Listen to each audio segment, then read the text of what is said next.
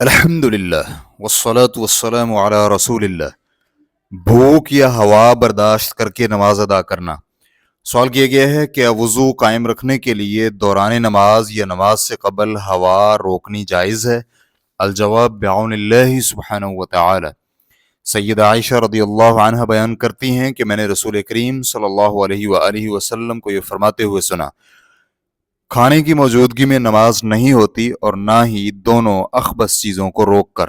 صحیح مسلم حدیث نمبر 560۔ شیخ محمد صالح العثیمین رحمہ اللہ سے یہ سوال کیا گیا، اگر رات کا کھانا لگ جائے اور انسان کو بھوک بھی لگی ہوئی ہو تو کیا وہ پہلے کھانا کھا سکتا ہے چاہے نماز کا وقت بھی نکل جائے؟ تو شیخ رحمہ اللہ کا جواب تھا، اس مسئلہ میں اختلاف پایا جاتا ہے۔ بعض علماء کرام کہتے ہیں کہ اگر کھانا لگ چکا ہے اور اس کا دل کھانے والی اشیاء میں مشغول ہو جائے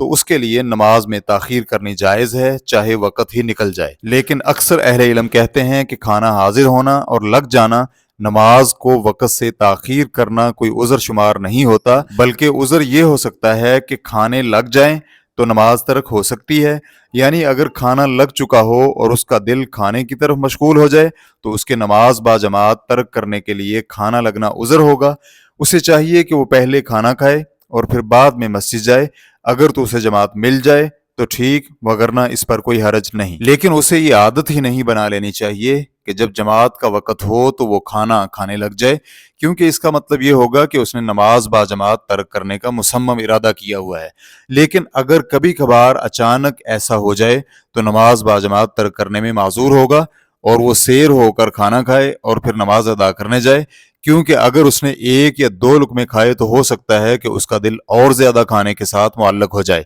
بخلاف ایسے مضطر اور مجبور شخص کے جب وہ حرام کھانا پائے، مثلا مردار، تو کیا ہم اسے یہ کہہ سکتے ہیں کہ اگر آپ کو مردار کے علاوہ کچھ اور نہ ملے اور آپ کو ہلاک ہونے کا خدشہ ہو یا پھر ضرر اور نقصان ہونے کا اندیشہ تو آپ سیر ہو کر پیٹ بھر کر کھا لیں، یا یہ کہیں گے کہ ضرورت کے مطابق کھا لیں؟ اس کا جواب یہ ہے کہ ہم اسے کہیں گے بقدر ضرورت کھاؤ، اس لیے کہ اگر آپ کو 2 لقمے کافی ہیں تو تیسرا لقمہ نہ کھائیں۔ اور کیا کھانے کے ساتھ دوسری وہ اشیاء بھی ملحق کی جا سکتی ہیں جو انسان کے لیے تشویش کا باعث بنتی ہیں، مثلا پیشاب اور پخانہ اور ہوا وغیرہ؟ جواب، جی ہاں، اس کے ساتھ ملحق کی جائیں گی، بلکہ صحیح مسلم میں حدیث موجود ہے کہ نبی اکرم صلی اللہ علیہ وآلہ وسلم نے فرمایا، کھانا حاضر ہو جائے تو نماز نہیں ہوتی اور نہ ہی دونوں خبیث چیزوں کو روک کر، یعنی پیشاب اور پخانہ روک کر، اور ہوا بھی اسی طرح ہے۔ تو قاعدہ یہ ہوا کہ ہر وہ چیز جو نماز میں انسان کے دل کو مشغول کر دے، اگر وہ مطلوب ہو اور دل اس کے ساتھ معلق ہو جائے، یا پھر ناپسندیدہ چیز ہو اور اس سے دل میں قلق اور پریشانی ہو، تو نماز شروع کرنے سے قبل اس سے فارغ ہونا چاہیے۔ اس سے ہم ایک فائدہ ملخص کرتے ہیں، وہ یہ کہ نماز کی روح اور اس کا مغز دل حاضر ہونا ہے، اس لیے نبی کریم صلی اللہ علیہ وآلہ وسلم نے نماز شروع کرنے سے قبل ہر اس چیز کو زائل کرنے کا حکم دیا ہے جو نماز کے درمیان حائل ہوتی ہے۔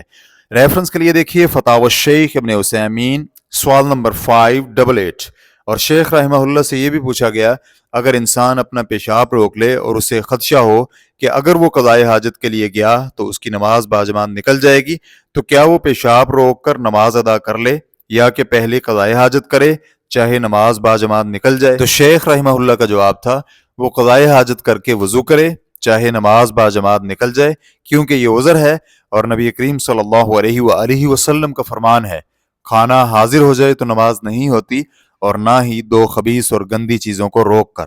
ریفرنس کے لیے دیکھیے فتاوی ابن عثیمین، سوال نمبر 589۔ واللہ تعالی اعلم۔ اسلام کیو اے ریکارڈنگز، مؤسسۃ الشیخ محمد صالح المنجد، المملکۃ العربیۃ السعودیہ، فتویٰ نمبر 20958۔ والسلام علیکم ورحمۃ اللہ وبرکاتہ۔